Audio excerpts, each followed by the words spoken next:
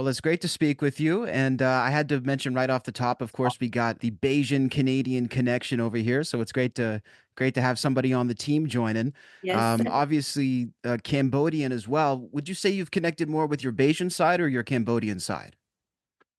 Honestly, I can't really pick. I feel like since I've grown up with both my parents involved, I can't really pick. It's really both just same, you know. Okay. You've been back to both places? No, I've never visited Cambodia, but I'd love to. So I've only been to Barbados like 5 times so far. But yeah.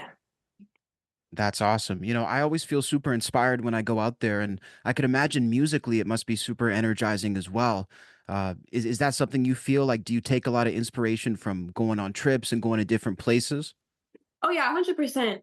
Um, the last trip I've been to was in New York, and it's not that far from where I'm from. So it's like a 6 hour drive, but it was still, I still wrote like one of my best songs out there. Like I made a song called Needy, and like Needy is based off of an experience I had in New York, and that's how I made the song. So I really do feel like trips really do help me kind of find inspiration to make music for sure. Okay, so Needy wasn't really written that long ago. This is a fairly recent track that you wrote. Yeah, it was wrote a couple months ago. I wrote it in like 20 minutes at the studio. It was really quick. Wow. So talk to me about that. I mean, was this something that going into the studio, you sort of had an idea in your mind that you were ready to explore, or were you just sitting there and it kind of came to you? It's so funny because so no, not at all actually. The session was actually for a whole other song that we didn't even end up finishing. So I started it and I was with my two best friends back home. So I'm from Montreal. And we have this studio in my friend's apartment.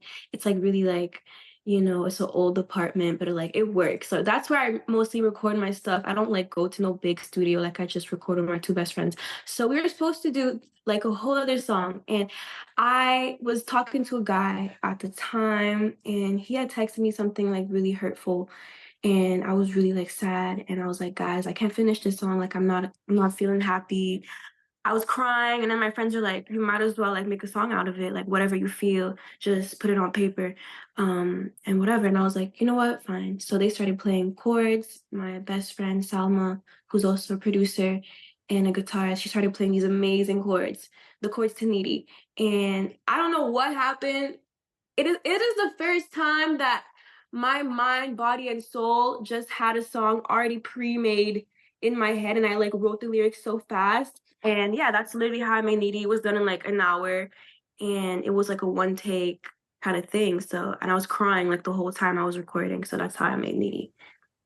Wow. So something really just happened there in the studio, and maybe you can't exactly describe where it came from, but you guys all were able to channel that energy and really capture it. Yeah, yeah. It was like one of the most like full circle moments ever. Like when we were done, we were like all there, like, whoa, I think this is actually good. Like we didn't know how good it was until like I sent it to like my manager and stuff, and he was like, bro, this is sick. And I was like, really? Like I didn't think much of it, but like, yeah, it was really a great, probably one of my best experiences like making any song ever. So yeah. Yeah. That's insane. So, I mean, would you say that after having, a situation like that occur where it actually ends up being positive for you, a heartbreak turns into a great song, does that give Hmm. you a new appreciation for some of the challenges? I mean, obviously it's still hard, but it's got to give you some perspective. Yeah, it does. I feel like every heartbreak that I've had shaped me into a stronger version of myself. So at the time, I really felt like, oh, sorry.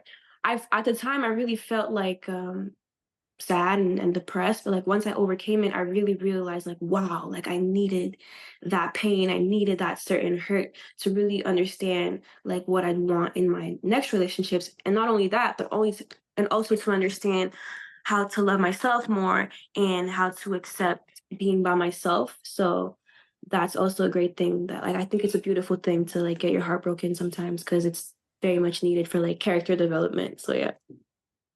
It adds to the lore of the character for sure. Yeah, 100%. I mean, listening to the track too, one of the things I love so much about it is that it does feel very intimate between you and the listener, but also like you're opening up with yourself and sort of Mhm. expanding a new territory. And especially the fact that you're not using drums on the track. Was that a conscious choice? And did you guys consider adding drums, or did you just know it was perfect with just the guitar? So we did consider adding drums, but I personally didn't think it needed drums. I said I think it sounds so raw with the guitar by itself, and I don't want to add anything extra. There's no ad libs, there's no harmonies. It's just straight, like, just straight vocals. So I chose to not put drums. They wanted to put drums, but I was like, no, I just want to keep it the way it is. I feel like it's, like you said, more intimate. So yeah. Definitely. And I mean, you have to have such a strong voice to be able to really be showcased in that way because there's no music to distract from the melody overall. Thank So, you. yeah, for sure. So when you put this song out, I mean, now obviously there's been some reaction and you've been going hard with the promo too. That's one Yeah. of the things I love. Like, and I want to zero in on that too, by the way, because we see so many people drop music, they put one post on their story and that's it. I mean, you're Yeah. the complete opposite of that in the best way. Talk to me about your promo strategy.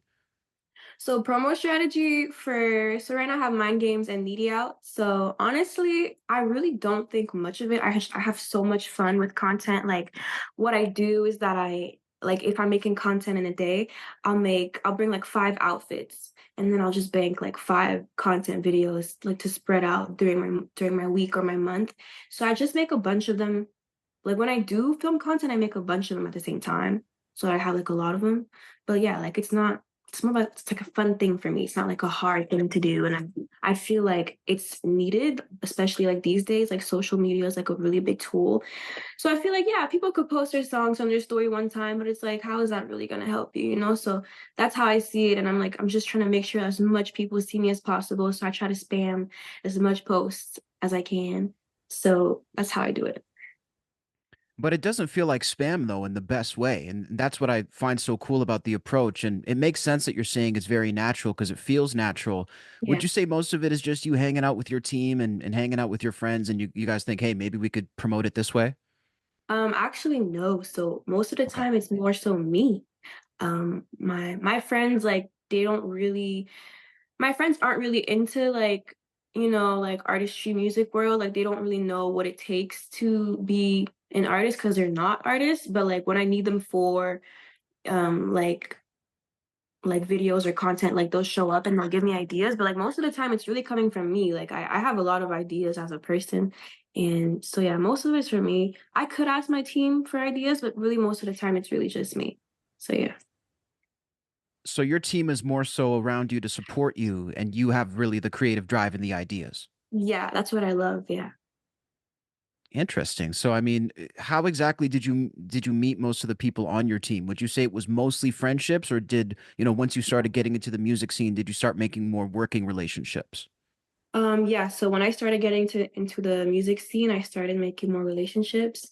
And so it was just so funny as a story. So I was back home in Montreal. I had never really recorded any music. Like I've been singing my whole life since I was a baby. I've sung at weddings. I was on a TV show when I was like 11 on The Voice, but I've never really like recorded music professionally.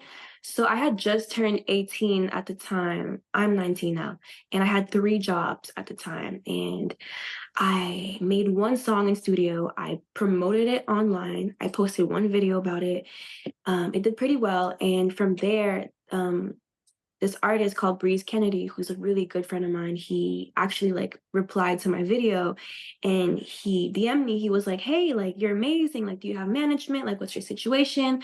And I'm like, I see him, he's from LA. I'm like, I'm from Canada. I'm like, wow, like this is crazy. And I'm like, no, I have no management. Like, it's so nice to meet you. And he was like, wow, like I just showed you to my manager and he wants to talk to you. And I was like, oh, okay. Mind you, I was at work. I was like texting on the side on my Right. little restaurant job. One of three So jobs. yeah, 1 or 3 jobs. So I was at work and I was secretly texting him back the whole time because I was really excited. I was like, oh my gosh. So his manager hits me up and like, we have a full conversation. He asks me about me and, like, my situation. I'm like, I have, like, one song. I've never really done this music stuff." He's like, "Alright, let me pull some strings and I can see what I can like, what he can do for me." So then I get a call 2 days later from, Tim Glover, who is my A&R now. He flew me out from Canada to Montreal, and the plan was that I had to stay there for a week Out to to LA. record to LA, yeah, to come to LA here to record for a week, and I did that, and I met, like, Breeze Kennedy, I met my manager, my current manager. I met the whole team, which is called APF. So, like, my manager has a team called APF, and we are, like, 8 artists under it. So, I met all of them, and it was really fun, and, yeah, that's how I really met my team, and I fell in love with them. I really felt like it was family, so I stuck with them the whole time, and I'm still here with them today. So that's my team right now. Wow, that's actually really cool that it worked out that way and that, you could find some longevity in that because we hear so many Mm. people starting to build with people and then they feel like it doesn't end up being right. I mean, Yeah, can you just feel when it's right from the jump? yeah. I literally I never felt anything like it. Like I got there and it felt like these are my people. These are the people I'm supposed to stay with. And ever since, I haven't regretted that decision because it's just been like so great. So yeah. How about being located in Montreal as an artist? How would you say that works not only for you creatively there, but also for you branching out into places like the States? Honestly, I make my best music at home. I love LA. I'm in LA right now, but I just really feel like being back home is where I can really make the best songs. Like Needy, like the inspiration for Needy was found in New York, but Needy was recorded in Montreal. So, Right. and so yeah, I just feel like since it's home, I feel like I can connect more with myself. And LA's cool, but I make good songs here too, but I prefer back home 100%. Do you feel like it's just that familiarity that really puts you in your element more? Yeah, yeah, for sure. For sure that. I think that makes sense. Now, you mentioned starting when you were really young and, you've been singing your whole life. And Yeah. obviously, we saw you on The Voice Kids back in 2017. Talk to me about that experience. How exactly did you end up getting on that show and what did it do for you career wise after that? Okay, so how I ended up going on The Voice. So my mother was listening to the radio, sorry, and she heard this thing, like they were like doing auditions for some singing show. Like I had no idea what The Voice was. I was like 11. I wasn't, aware. So she was like, "You're gonna go on this. You're gonna audition for this." Like not even no question. Like you're gonna do this. And yeah, You're I'm like, doing this. "You're doing this," literally. And I was like, "Ah." So I go to the audition, not really thinking much of it. Like there was at least 50,000 children, kids just auditioning for this. And it was my first time. Like I never sung in front of people. I didn't know what TV was. I was just, all right, I'm doing this for my mom and it's exciting. So let's do it. So I auditioned. There's like 3 auditions. Like I passed all 3. I got called in for telling me like I got in the show. And I was like, okay, full circle moment, really great. So the show itself was a great experience since it was like my first time being on TV and singing in front of people. I'd say that it was very like nerve-wracking. It was a lot for me at the time. It was a lot of pressure, but I feel like it really was needed because like I had to go through that at a young age. So like now if I go through it now, I already know what kind of pressure it is. So yeah, the show itself was a lot of pressure for I feel like for my age, but I still had a lot of fun down the line. And after the show, I didn't really get much like opportunities, I'd say. I had a couple of shows, like, people call me for weddings or little like, little restaurants, like little small stuff, but it's like I didn't really like get any really big opportunity until I turned like 18. So yeah. Okay. And are you in a way happy that you didn't end up, blowing up as a super young kid? Because, we see how that goes for a lot of people. It can be pretty questionable in terms of like trajectory for your actual life. Yeah, I'm really glad I didn't blow up when I was that age. Like I was so sad when I lost. Like I reached the finals, like I got there, but then I didn't win at the end and I was really upset and I never understood why. I was crying for a week. I was like, "Mom, why didn't I win?" I never understood until I turned 18. I was like, that wasn't my path. I really do feel like if I would have won and it would have went a certain different way, I wouldn't have been the person I am today. And I probably wouldn't even be like in LA with the people that I am. So I'm grateful for the way it went and that it's supposed to be happening now and not Yeah. before. In Yeah. terms of 2024, what would you say was your biggest milestone for your career? Obviously, you've done a lot of travel and worked a lot with your team. Would you say it's the single needy, or are there other moments that sort of stand out for you? Biggest milestone for me. So coming into music, I met my team like last year, and as I don't know if you know, but I've only dropped Mind Games and Knee like a couple months ago. So I think the biggest milestone for me this year was to learn how to be patient because everyone around me in my team, were dropping songs and we're already at a certain level. And like I came in and I was like at the bottom, like I had to work because they had already put the work in like more than me. So I was just like, damn, I want to drop a song right now. I want to have 200 songs right now. I want a record deal right now. Like I just want everything to fall in place for me. Like I'm very impulsive as a person, which is not the best thing. So I tried to work on that and I did. My manager told me that I needed to just we're not dropping songs until you have 100 songs. We're not doing anything, like, we're not promoting any music until you're ready to do so. And so I had to spend a whole year just making songs in the background, pretending like I wasn't making music. Like, no one really knew, but I Wow. was working so hard. And that was like my biggest milestone to just do stuff in the background, the inner work without other people seeing it.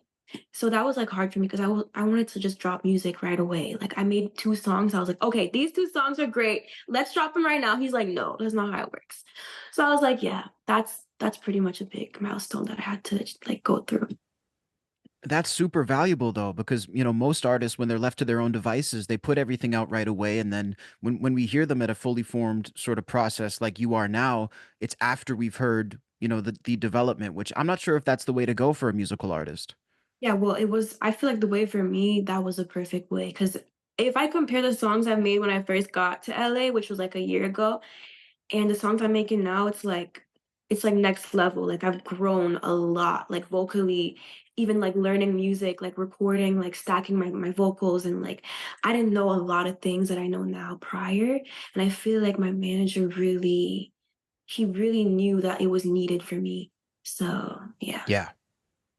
How about in terms of influences for who you look at musically? Are you a person who's really into the current scene, or do you like more of maybe the classic stuff, 90s? Because, you sound very current, but you also give me 90s vibes in some ways. I love Aaliyah. I love Aaliyah. I take a lot of inspiration from her. Um, currency wise, like current wise, Ariana Grande. I love, love, love, love Ariana Grande. I grew up watching her. I take a lot of inspiration from her. So she's like number one on my list. Then I have um Kalani. I love Kalani a lot. I love how she sings. I love her tone. I just love her music so much. I take a lot of inspiration from her and Rihanna. So I'm half Bayesian, but like it's not because I'm half Bayesian that I love Rihanna. Like I truly just love her music and the way she came up and like yeah, so those 3 are like my top artists, I'd say. And Billie Eilish. Billie Eilish. I love Okay. Billie Eilish. So Yeah. a pretty good mix there. Well, I Yeah. mean, it looks like things are going remarkably well for doing this for about a year and a half professionally. I mean, it seems like there's nowhere but up in terms of your career. You've already been featured on Exclaim's The A List and Billboard and Spotify's Fresh R&B Picks. In Mhm. terms of achievements coming up, what are you looking to reach for your career? Because I know that a lot of these milestones have changed nowadays. Do you want to one day win a Grammy? Is there a certain concert venue you want to play at? Like when you think of those achievements, what do you picture? I want a picture. Of course, I'd love to win a Grammy and, sing at venues, but like I feel like that's not really the end win goal. I feel like for me, just to have people love me, not just for my music, but as a person is really like what I want to look forward to and have people know the lyrics to my song and connect to the music like any types like I make a lot of different music. So like I want people to connect to my music and feel it on a different level. So like winning a Grammy is cool. Like I'd love to, but I'm really doing it more so that people it's just for the people, man. I just want people to fall in love with my music, me. And if the Grammys come along, great, cool. It's just a plus. So that's how I see it. All about that authenticity. We Yeah. want to remind everybody that the brand new single from Sophia Lee, Needy, is out now on all streaming platforms. Make sure to go lock in down below in the description. And of course, give her a follow. Let her know that Mhm. you saw her on the show. And Sophia, thank you so much for stopping by. I really appreciate it. Of course, thank you for having me.